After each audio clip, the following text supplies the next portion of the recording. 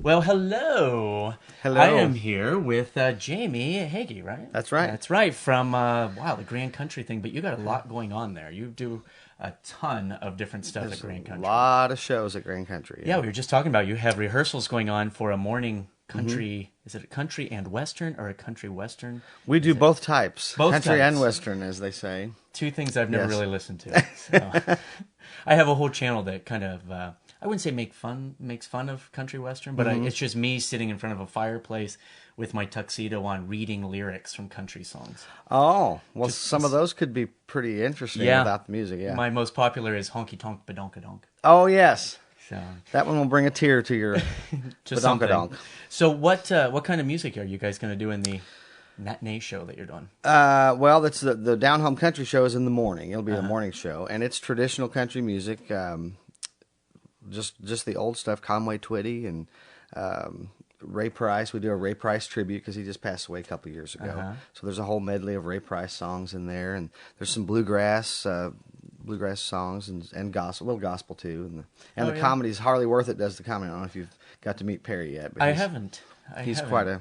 But he has quite a fan base. He certainly does, yeah. And he works a lot. He's been in every show, I think. Yeah, he was in Pierce Arrow or something last Yeah, year. he's been all around. But he does the comedy for that show, and it's the old traditional. And you do the music. And I play pedal steel guitar and fiddle in that show. Wow. So Fiddle. You don't see that in Branson very much. there's not. No, I would think I was the first. Really? Were you? No. Let me guess. Do you play Orange Blossom Special? We do actually. What? Yes. In yes. Branson? In that show, we do that in multiple shows actually. Really? It's funny because sometimes we get tired of things like that, but and you think surely people don't.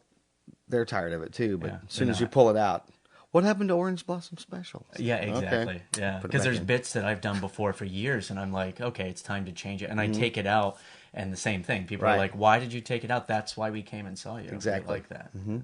But we get used to it because you get jaded in a way with the number of shows that we do. Right. In that I feel like I have to change jokes and stuff constantly, and then my producer at the show will remind me, well, these people have never seen Exactly, you, so yeah. they don't know. So you have to keep that in mind. But you do your show. Is it 6 nights a week? Yeah, the Grand Jubilee show is 6 nights a week, and that's 50 weeks a year. So we get a week off in August and a week in January. So we get a lot, and we have a season pass system. So we get a lot of our season pass holders are a wild bunch, we call them. So we've got a little base of those folks that are always there. Velma? Is that Velma or what's her name? Velva is like the queen of the wild bunch. So. Yeah, I know because I was on your show that you have. It's country or Branson Country USA. Yes, and I did that, and after that, they really liked it because they started emailing me. They're fun. Yeah. They've come to the show. Some of them have come to the show, and they are a wild bunch. Well, Friday nights, we tape that show after the Grand Jubilee every Friday night. And so it's sort of a ritual for about 50 of them. They come to the 7:30 Grand Jubilee show, and then they stay for the taping of the Branson Country USA. So they've got their front seats reserved like for the rest of the year. Was? Yeah. Oh, that makes sense then, because that's who I talked to in the show, and I wondered how they knew so much. And, Yep. Oh, that makes sense. So they come every single week. And, Every week, yeah. Wow, I don't even watch my show that much. I don't either. No, I see people in the audience, and they say, "Well, I've seen it 4 times this year." I said, "That's more than I have," because we don't get to watch it. Like you, occasionally, I'll be able to sneak to the back of the audience and watch the other performers for like 10 minutes, and I'm like, "Wow, they're pretty good." I should say something to them. Yeah, I should write a letter. I'll be nicer to them I should be on from now. TripAdvisor. So, how long have you been in Branson? All my life, almost, not Really? yet. You Yeah, were born here? Born close to here, around Rolla, Missouri, and then family moved here when I was about 9. So I've grown up here and went to school here. And Why did they everything. move here? My dad's job at the time, there was an opening down here. Actually, in Forsyth is where he got his job. So I grew up in Kirbyville. Kirbyville. Hooray for Kirby! You know where Kirbyville is? I do not, but it's named after Kirby. No, I don't think so. Oh, okay. Because he wasn't here back then. Really? It's amazing. Could have been. You just think he's always been. It's like trees. Not according to the billboards. That's right. Uh, No, that's about 7. It's between here and Forsyth, out Yeah? on East 76. So that's where I grew up. So, what did your dad do that he moved here? He was a sewing machine mechanic. Wow. There you go. And back then there were a couple of factories around this area that made pants and and different apparel for different companies. And, Oh, I see. And so he was the maintenance guy because there was hundreds of machines in those factories. And so he was the guy. Now you would have, if that was modern, if Yeah. that was now, you would be living in Taiwan. Because Probably. I would be in the Taiwan USA show every evening. Taiwan USA. Taiwan on. Maybe, I don't know. You know, our show last year was called Made in the USA, and we were advertising that we were changing it. And so, as serious as I could be when people would say, "What are you changing the show to?" I would say, "Well, next year it's going to be made in Taiwan, and it's going to be all of the best Taiwanese music." And so many times people would be like, "Oh, I'm not familiar with," but they thought I was being serious. Yeah. Do you get that? Because you do a lot of sarcasm. I can get too sarcastic at times. Do you have it though that people don't get that you're being sarcastic? Absolutely, yeah. Most of the time they do, but there are times they don't. And, Yeah. It's it gets lonely for a few minutes. It does. I feel bad sometimes because I'll do a joke or I'll respond to somebody will tell me a joke and I say, that is brilliant. Mm-hmm. That's going in the show. And it'll be the most inappropriate joke. Mm-hmm. And I'm just kidding about it going in the show. And then after the show they come out and say, you didn't say my joke about the priest. And I'm like, no, I didn't. Did you really think? I get that too, yeah. Hey, I got a joke here. Let's share a joke with us. It is so dirty and so bad. It's like, there's no way I can. Isn't it surprising? Especially around here. I get compliments all the time. Hey, you do clean comedy. Mm-hmm. But then they say, well, I have a joke for you. And it'll be the complete opposite. No. And I had somebody one time that was so upset about me not telling a joke on stage. Yeah. And I said, well, first of all, there were like 4 words in that I don't even say. Mm-mm. I know. But it is interesting doing comedy around here. Mm-hmm. And comedy is so subjective. And you know how it is, and I'm sure they know how it is, but there's always someone that's offended. Especially it seems like the last few years. Yeah. Mm-hmm. And it can be something that is completely innocent. Right? Mm-hmm. I mean, I do some jokes about Walmart or something. Mm-hmm. Well, I had somebody very upset about that. Well, we're a big supporter of Walmart. Well, I'm not. Or we work at Walmart. And my thing is, my jokes are about the people that go to Walmart. Right. So I keep it very general. But have you had anything? We do. We try. You try not to. You run it through your head and think, no, would someone? Yeah. And you try to weigh the risks, but we just always try to explain to people, something or someone's got to be the butt of the joke. I mean, it's not. That's no the purpose of comedy. There. That's what comedy is. Not meaning to offend anyone, but and sometimes they go, oh, okay. And sometimes they don't, but they don't get it sometimes. I do a little speech at the end where I say, thank you for all having a good sense of humor. You know how it is with comedy. People get offended. And I try to, make it like if you go and complain, you're going to look like a fool. That's right. So that's pretty much what I do. Well, and it's like Don Rickles.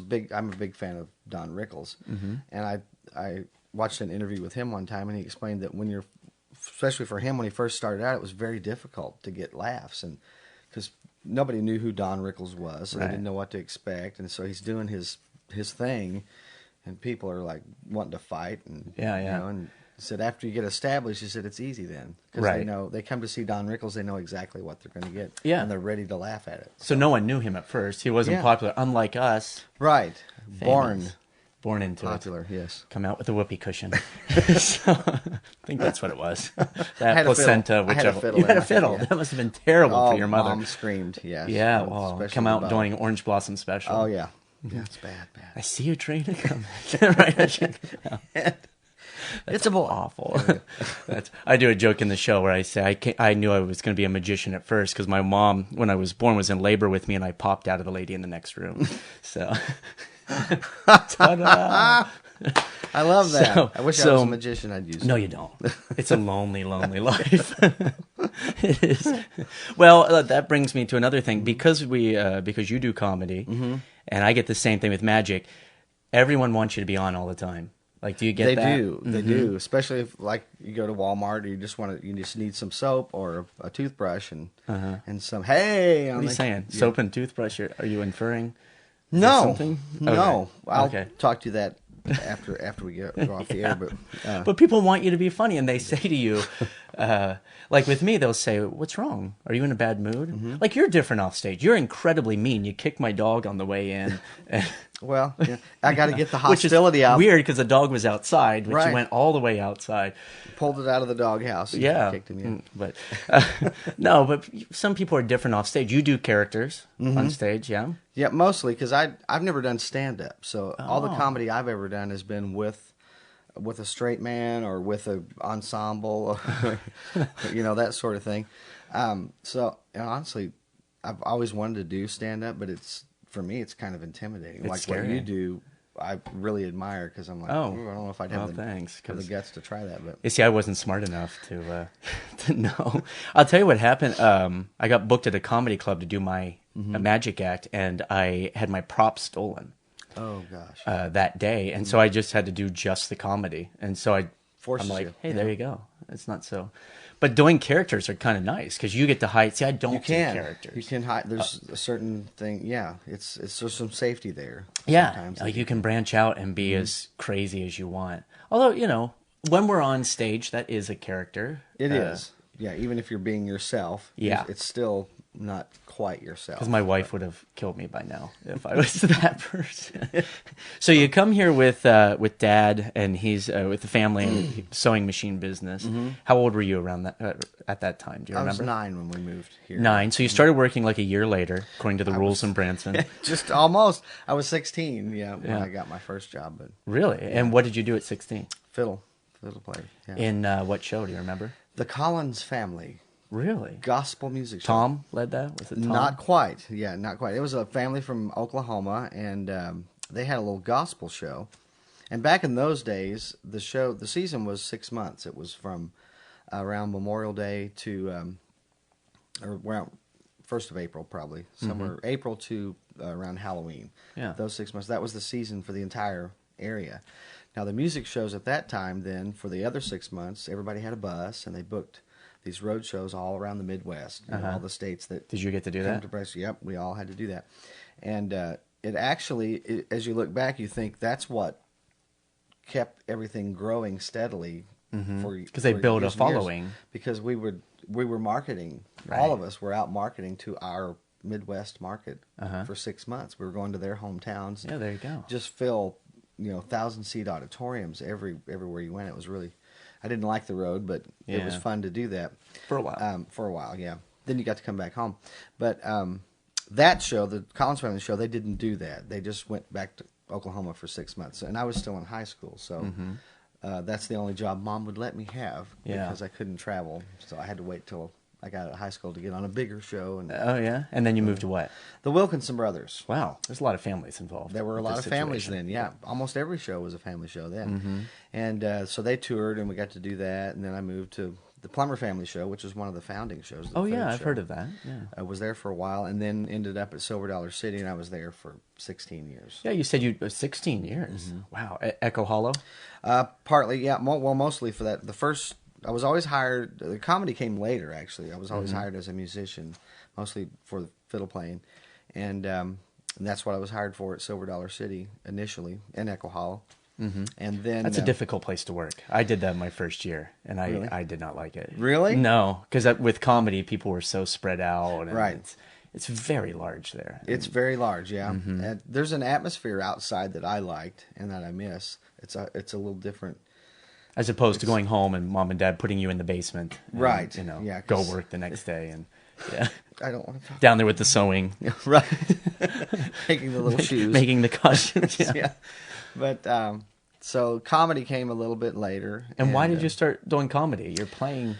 That's quite a jump from playing the fiddle to doing... Well, sort of. It is. Well, I was always the comedian backstage and the comedian on the bus. I was the comedian for our group all the time. I was constantly, making them laugh. And so, actually, it was at the Plummer Family show one winter. The comedian they had, something happened, and Daryl Plummer, the owner of the show, he's like, "Do you think you could do what you're doing on the bus here on stage?" I was like, "I don't know." So you go out the first day, and you have to make people laugh.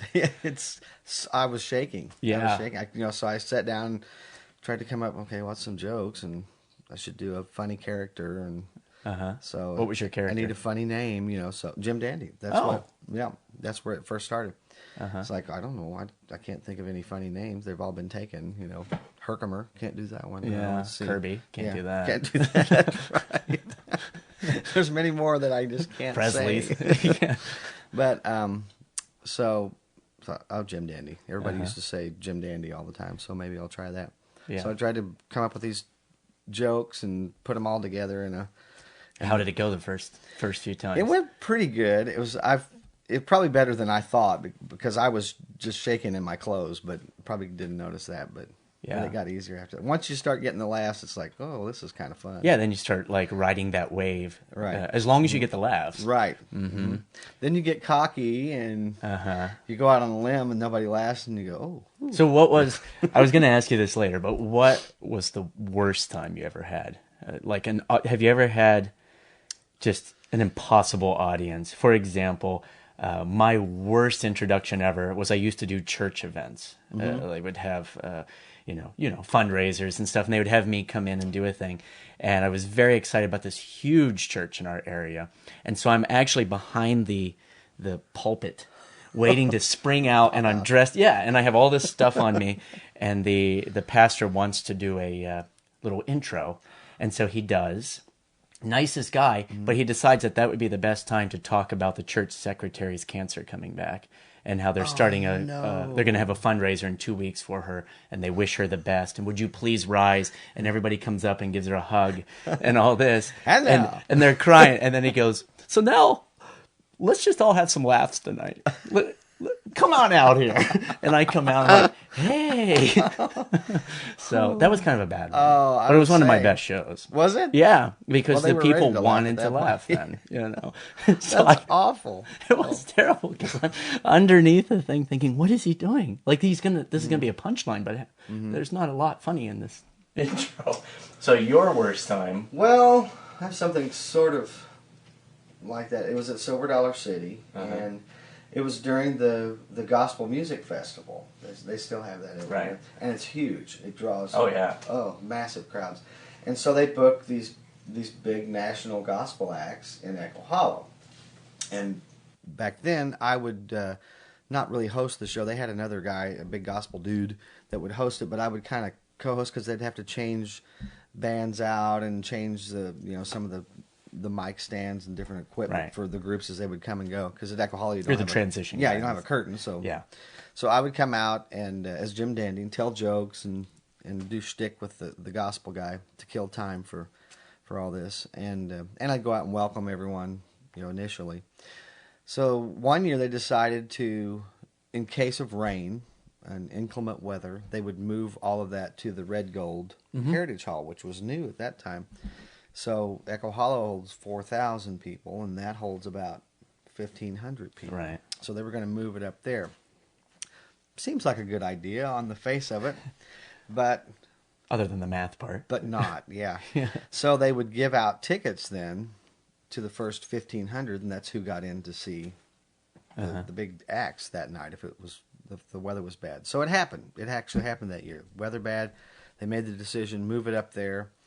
And they pass out the first 1,500 tickets, and there's still thousands of people that came to see the Martins or these big groups. Yeah, they come from all over to see this. Yeah. And they're not going to get to see it. So the tempers flare. You don't want to upset the gospel people. And I can't even repeat some of the things. But it's like, and you're a gospel fan, and you just said that to me. Okay. Yeah. So anyway, I go out to start the big show, and I'm in that crazy orange suit. It's obvious I'm not there to preach or anything. Yeah, so you would think. So I'm like, howdy everybody, give the big Silver Dollar City howdy, and how's everybody doing tonight? And you usually get a woo, it was woo, but it was a different woo. And a few people were standing up and they start shouting like at a union meeting or something. And I'm like, town hall meeting. I'm just screaming out, we had to wait, just all kinds of stuff. And I didn't even know what, but it was like 5 people standing up and then the rest of the crowd chanting with them. Oh, no. And I'm like, I don't know what to do about this. I can't even address this problem. Yeah, what do you do? So I just introduced the host. I said, How about a big hand? And you're just take it out of there. I'm going to go back here. Occasionally working on the boat, we get that kind of thing because if the weather's bad, we don't take the boat out for safety. And people take it out on me. Like they'll be very angry. And because we are kind of the front man, you know, the person, the thread throughout the show, they feel like you're the one that that needs to. You're the guy. But they knew you were part of the show. And it was scary. That's the only time that I couldn't really handle it. I didn't know. I had no idea were what punches to do. thrown? Yeah. Oh, I don't. Maybe out there. There probably was out in the line trying to get in, but I was afraid I was going to get. They're going to throw a chair or a shoe. Oh yeah, you never know. They're very violent. Those gospel folks are serious. Yeah, passionate. That's the word.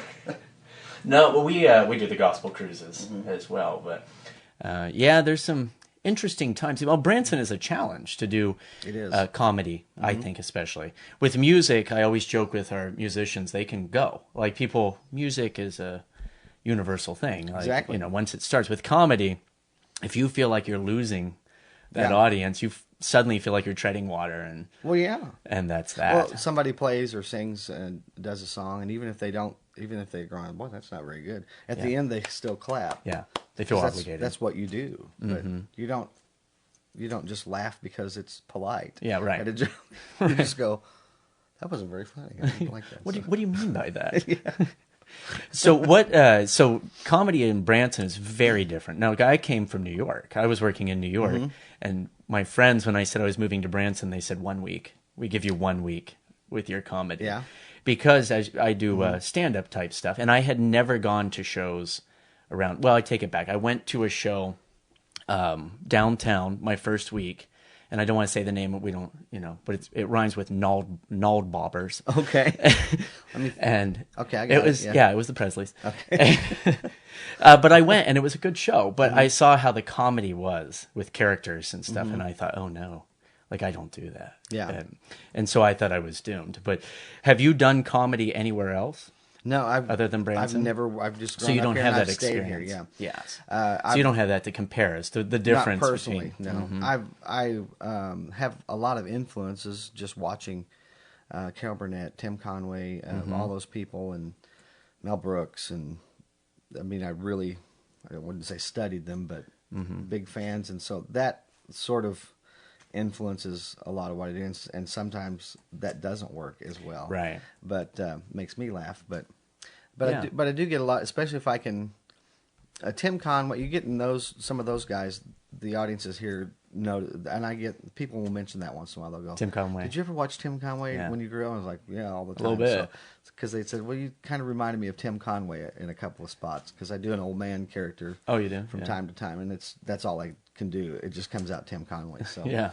Well, he was in town a few years ago. Did you go see him? Me him too. And Harvey Korman and together, and it was a thrill. It was a thrill. Yeah. It's amazing watching him work because he did the dentist thing and all that. Oh, it's so good. Yeah.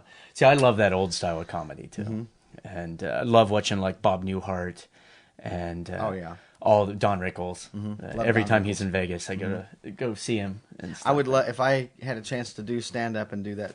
I would love to be Don Rickles. You would? I and would. just kind of pick on people and stuff? I think I could. Yeah. I couldn't hear. Yeah. I'd be beaten up. But you know what's funny is we had this discussion with Cassandra Haage in our show, and people kept coming out saying, oh, you like to pick on the audience. To me, not to her. Right. And I say, that's hilarious because anywhere else I work and I do my Branson show, they're like, well, that's really tame, Right. And so it shocks me, that level of the audience. I think they believe just because you're speaking with them. Because Branson is very different.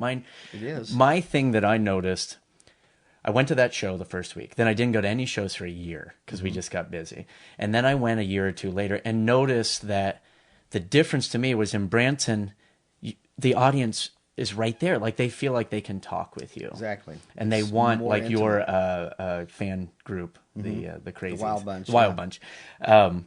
But they feel like there's no wall there. And that was the biggest difference for me. Exactly. Coming from comedy clubs, you did not want to engage with the audience too much. Right. Because they were drinking right. quite heavily. You would literally end up engaging. And those are just the church shows. No, but here they wanted you. And so I went and saw Paul I went and saw a lot of the different shows Right. in town and realized, wow, they really address the audience and get them involved. And so that changed everything. Exactly. But you guys, your following is just crazy to me because I can't believe. We do so many shows, I guess, and so a lot of the folks come to all the shows, because we've got like 9 shows. Yeah, you have a season pass after a year, so that makes sense. But yeah, it's different, and I've gotten the privilege of becoming friends with national touring folks like you and others. So I get an insight into that. I've heard what you're saying, and I know it to be true. Yeah, there was a comedian that I'd watched on television. I just thought he was really great. I won't mention his name, but and he came here for just a little while, and I was so excited because I really loved it. He was just so funny to me, and he just bombed here. Yeah. And then was this just a few years ago? It wasn't too long ago. Yeah, I know. And I'm like, I understood it. It's like, his style is much more abrasive. Yeah, but it was so funny, and just some of it's just brilliant. It's not even like anything else anybody's doing, but it's like, Oh, that brings me to a point about comedy in this town. One thing that really surprised me, your show is really unique.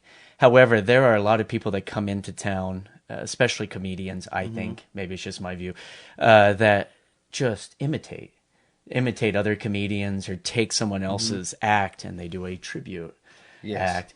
That bothers me a lot because people don't realize how much work it is. It is a lot of work, yeah. It is a lot of work because you have to fine-tune it and you constantly have to think about it. Right.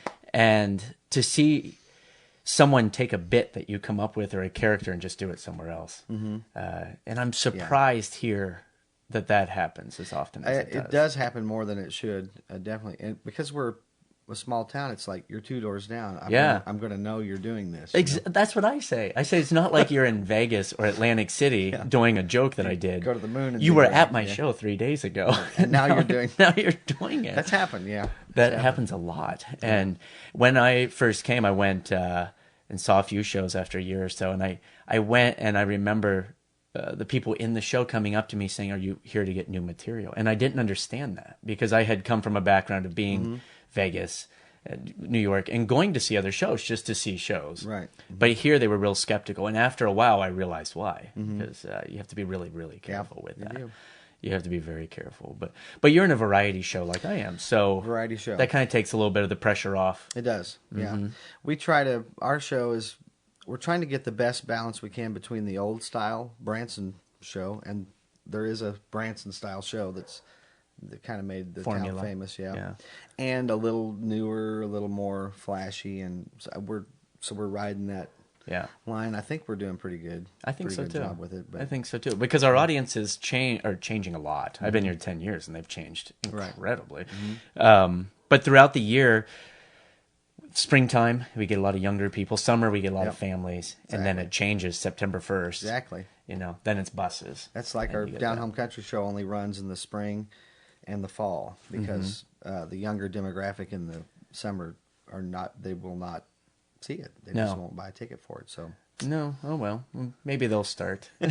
You never know. But it's just different taste, and it's good that you guys evolve. So many people just want to stick with that same formula. Yeah, and I think it's a huge mistake. Yeah, you need to try to find what the fish are biting today. Yeah.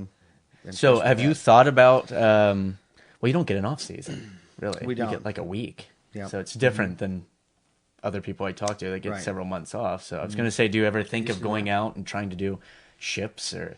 I would like to do that. Yeah. At some point, maybe when I'm old, but they can wheel me on. So beyond like 3 years from now. Oh God. Is the lighting that bad in here? It's the lighting. No, I would. I've thought of it, but I'm so comfortable here, and it's just odd, I guess, because it's my hometown, and it's what you do. I've been successful, and I've been very blessed. I've worked for 33 years. I've had a job doing this for 33 years, which is probably extraordinary. That is. In your hometown. Right. So, and you get to go home every night, and that's what everybody always says. Well, I get to go home, not being on the road, not staying in hotels. And I was constantly in La Quinta hotels. Do you know Spanish for behind Denny's? Is it? I didn't know that. Yeah, I did know.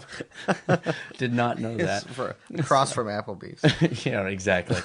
But no, it's nice to break it up and get to travel a little bit. But to be, and you probably have a lot of freedom in your show. Do you have a lot of input as to what goes in the show? We do. Or do they just come to you and tell you what to do? Mike's the producer, Mike Patrick, and he's great. But we all it's a group effort. It's a group effort. Yeah, he guides it all, and he's got a pretty good vision of what he wants, and so everybody will throw out. And then we all working with him so long, we know kind of what he wants too. Right. And for this spot, it's like, well, what about this song? And he'll go, yeah, I like that song, or no, I've never liked that song. Yeah, I'm not a big fan of Taylor Swift. Exactly. Slim Whitman medley, I don't think so, not this year. But Eminem, yeah, we can do that. But Mike's the straight man for me in the comedy, so we work pretty tightly on that. And honestly, we try to just script out something. When we're doing a new bit, okay, let's do this joke here, and then that'll lead us to this joke, because we both. He's done comedy too in the past on his own, so we both have a little different take on. Right. We both have a little library of jokes in our head that are a little different. You're like, I saw this one on the Showboat last week. Right. So let's do it this way. Christopher's doing this one, and he messed it up. I think if we change this, we can make it work. Where he couldn't. No. But then, so we start with something, and it's amazing how, like you say, the audiences here are different. That what you wrote down is like, well, that's not working. But then you ad-lib something in the middle of that bit, and then all of a sudden, about 5 days into it, you've ad-libbed a whole new routine that works. Yeah. And the stuff you wrote down is threw in the trash. So. Yeah. And you get people up on stage, right? We do. And some of my best lines have come from those people on stage. You can hardly ever go wrong with getting people on the stage. Well. You can, but chances are there's comedy gold in there if you just dig a little bit. Yeah, if they're really quiet and shy, it's funny. If they're outrageous, most of the time it's funny. Yeah. But is there a type of audience member that you do you pick them yourself, or yes. Somebody else? Is there somebody that you just avoid, like a persona? Because I have a couple that just scare me. I try to. Luckily, the bit this year where I get a lady up out of the audience is about 20 minutes into the show, so I have a chance to kind of, as I'm doing the other routines and stuff, kind of scan and see, because I don't have much time, so I usually have to pick someone on the front row or so it's always Wild pretty Bunch. Close. Yeah. Well, Friday nights I have to go to the balcony, and we don't even have a balcony, which is strange. Yeah, drive into the next theater. I go to Presley's and get one of their audience members, but you can kind of tell, especially if you've done it a long time. Now, Silver Dollar City trained me for this very well, because in all the shows out there, you're constantly dealing with people, dragging them up on stage. So you develop a skill. It's like, okay, no, they're not going to. You're right. You can just kind of watch their reactions to stuff and tell. Yeah. You can sum them up pretty quick. Yeah, I try to avoid people that are too enthusiastic, because to me, they have an agenda. They want to get up there, and they want to be funny and stuff. And there's been a few times where I mute my mic and lean over and say, let me make you funny. I'll help you. Let me do this, because maybe it's inappropriate. Some of the stuff that they say, and they don't realize it's inappropriate sometimes. Right. But I just lean. I can't tell you what I whisper in their ear when that happens. You can't. But they usually walk off the stage. Crying. Yes. Crying. No, but I do it in a nice way. I say, just go along for the ride. It'll work. Trust me. I do this. So, because sometimes the humor is a little out there. Like they just want to be goofy or something like that. So I avoid people that are over enthusiastic, people that I have a restraining order against me. So that eliminates about a third. Sometimes if they're in leg irons, I don't pick them. Sometimes. I pick them. Yeah. Sometimes. And sometimes people that are just out of it, you can tell, that they're out of it, and they don't know what's going on around them, and they've lost their big illusion show. And so they don't, you shouldn't get them up on stage. I wouldn't know who that is. It's a running gag. No, but if you get the right audience member, they make the show, and then they write, they help you write jokes and stuff. Yeah. Or I've had people come up and say, "Oh, I thought you were going to say this line," and that, and then that goes in the show. So after a while, and they're all doing, and it's some of the funniest things that I've ever been involved with on stage have been with audience members. Yeah, for sure. And so I was in the Comedy Jamboree the first 4 years of that show at Grand Country.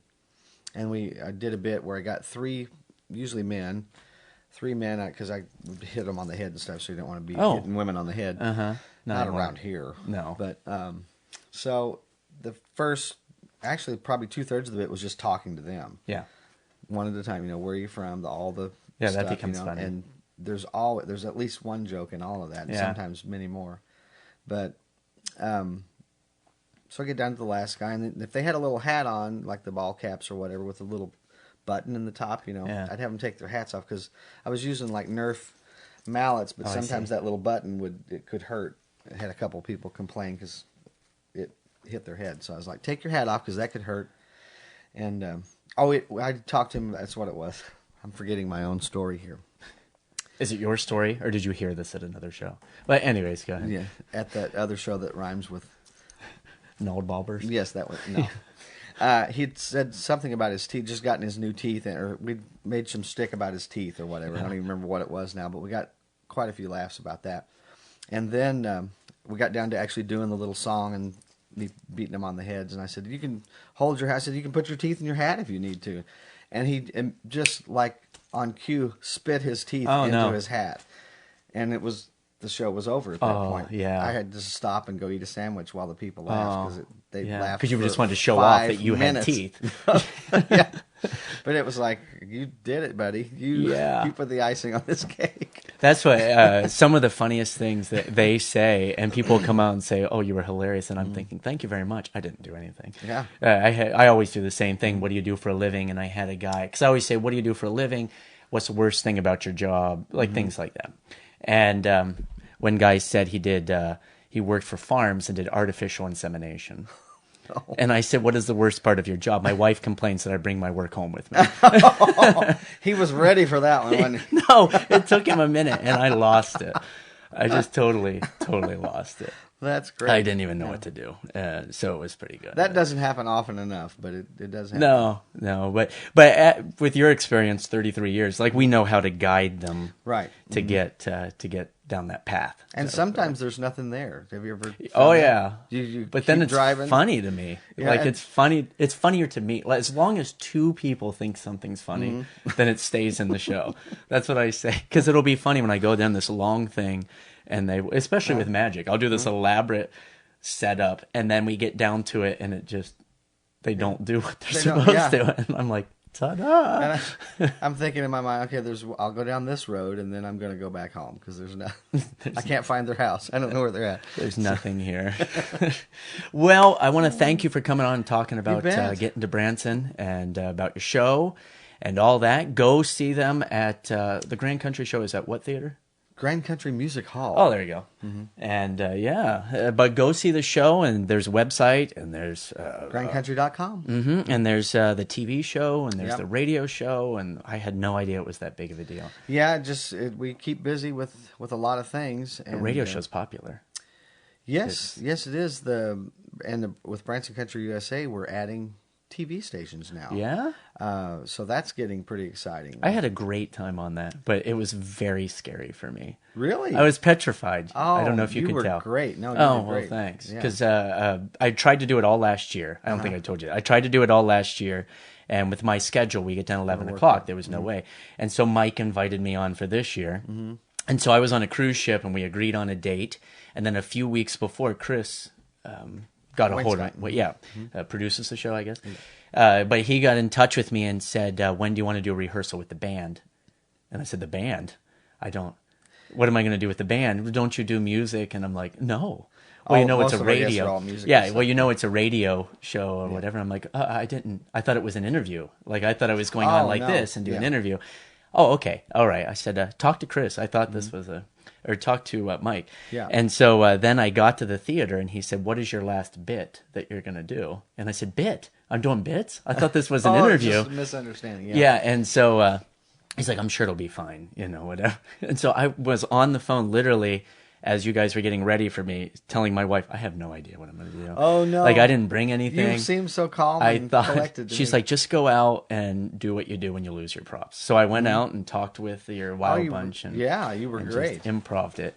like for 8 minutes, and I was scared to death. They loved you, yeah. I came off and I told my wife, I said, I think it was okay. Oh yeah, no, it was very okay. But it's a great show. It's fun. You guys make everybody comfortable to be. Everyone was so nice backstage and stuff with the drinks and the back rubs. Oh yeah, and, all the candles and the candles. That and air supply CD. Bubble bath was a little much, but but everyone was so nice at the show, and all your guests were so nice, or all your audience members were so nice, and they have been incredibly nice, and you have a great following, and you must have a really high quality show because they really love you guys. Well, we try. You do. So go to grandcountry.com. Right? Is that right? That's right. And see the show, get tickets, buy a season pass. How about that? You could be a part of the Wild Bunch. It can happen to you.